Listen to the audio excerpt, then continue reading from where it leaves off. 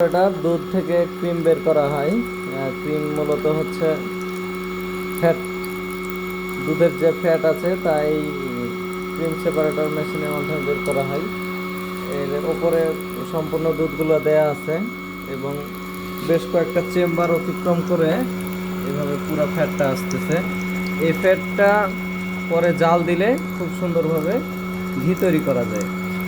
বর্তমানে বাণিজ্যিকভাবে দুইভাবে ঘি উৎপাদন করা হয়। একটা হচ্ছে ট্রেডিশনাল ওয়ের মধ্যে হচ্ছে দুধ জাল দেওয়ার পরে যে ওপরের আস্তরণটা হয় সেই আস্তরণকে আবার কচলিয়ে তারপরে জাল দিলে ঘি হয়। আর এই ক্রিম ডাইরেক্ট জাল দিলে ঘি হয়ে যায়। সাধারণত দুধের ফ্যাট পার্সেন্টেজের উপর ভিত্তি করে 10 থেকে 12 কেজি দুধে 1 কেজি ক্রিম হয়। আর ওই 1 কেজি ক্রিমের মধ্যে 60% অথবা 50%-এর মতো ঘি হয়। ধন্যবাদ সবাইকে।